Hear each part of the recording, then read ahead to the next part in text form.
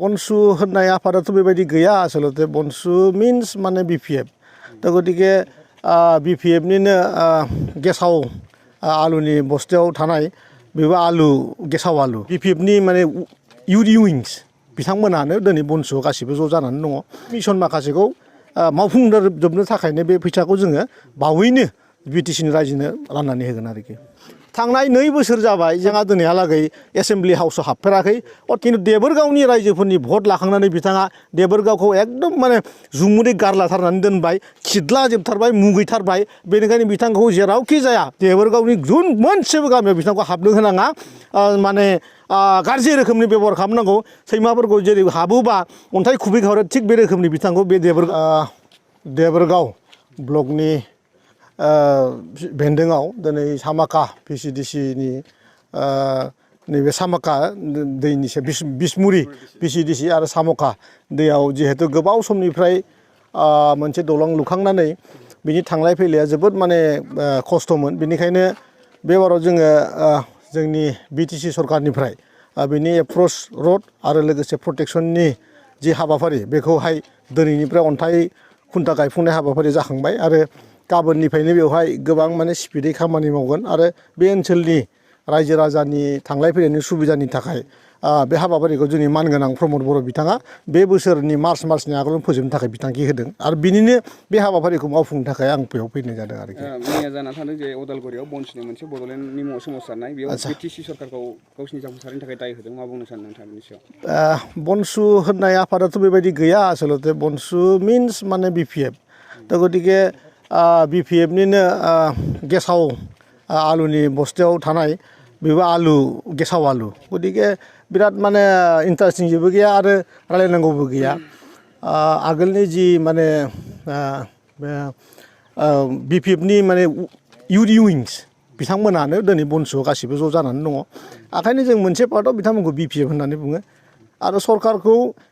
अनाबरत नंखाय खोथाजों बानसावनाय आरो रायजोफोरखौ अनाबरत नंखाय खोथाजों बानसावनो हानाय बेबायदि आरो दिनै दिन गैलिया खारन प्रमद बर'नि दैदेननाय बे सरकारा गोबां गोसो गुदुंजों मानसि समाजखौ गोजौ थाखोआव लांनो थाखाय गोदानै मोनसे लामा बानायनो थाखाय खामानि मावगासिनो दङ आरो बेखौ रायजोफोरा नुगासिनो दं आरोखि सोलिबाय थानाय आसामनि केबिनेट मिटिंनिफ्राय बिटिसिनि मोननो गोनां रांनिफ्राय 361.42 कौटि रांखौ जौगाथायनि थाखाय हरनाय जाबाय मा बुंनो मा जौगाथाय खालामो बेवहाय जोङो एबार गोबां रोखोमनि सोलायनायखौ लादों बिनिनो गिबि सोलायनायखौ जोङो सानदों माने जि माने जिखिनि जोंनि जायगायाव जि माने इनफ्रास्ट्राक्चार जि डेभेलपमेन्ट जानांगौ दङ आरो बेजोंनो लोगोसे इन्डिभिजुवेलि जि माने इयुथफोरा जिखिनि साख्रि मोनाखै बिसोरखौहाय रांखान्थियारि अनसुंथाइ होनानै गोबां रोखोमनि मिशन जों लादों नोंथांमोना मिथिखादों पिक मिशन गड मिशन बेफोर मिशनखौ इन्डिभिजुवेलि जों होनानै लाइफ स्टकनि सायावबो आरो बेनि बायदिबो टेक्सटाइल डिपार्टमेन्टआवबो बिदि मिशन लानाय दङ बे मिशन माखासेखौ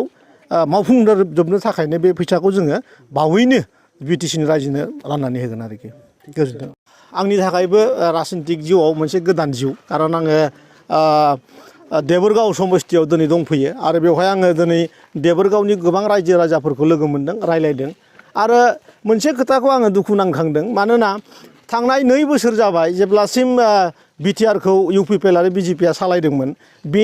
बै दिननिफ्रायनो बिथाङा दिनैहालागै एसेम्बलि हाउसआव हाबफेराखै अर्थात बिटिसि माने सेक्रेटारियाव थांफेराखै बिनि खोथाया जाहैबाय जे हाग्रामाया गावनि उदै आरो गावनि जिउनि बागैल' सिन्था खालामो खारन बे ओनसोलनि सिन्था खालामनाय मोनबा बे ओनसोलाव गोबां खामानि मावनांगौ दिनै आं राकेश ब्रह्म आं दिनै बे ओनसोलाव फैनानै डेभेलपमेन्टनि खामानिखौ नायथिंनानै दिनै बे हाबाफारिखौ जों खामानिखौ मावनो आवगायगासिनो दं खिन्थु बे खामानिया आसलते हाग्रामा बिथांनिमोन सानसेबो जोंनि सिगाङाव फैना बुंफेरासै जे बेवहाय एप्रच नांगौ बैहाय माने माबा लामा बानायनांगौ बैयावहाय सोरबा गरिबनो माने न' बानायना होनांगौ गोबां माने हाबाफारि दङ जायखौनोखि सरकारजों थाफानानै मावनांगौ खिन्थु देबोरगावनि रायजोफोरनि भट लाखांनानै बिथाङा देबोरगावखौ एकदम माने जुमुदै गारलाथारनानै दोनबाय खिदलाजोबथारबाय मुगैथारबाय बेनिखायनो बिथांखौ जेरावखि जाया देबोरगावनि गुबुन मोनसेबो गामियाव बिथांखौ हाबनो होनाङा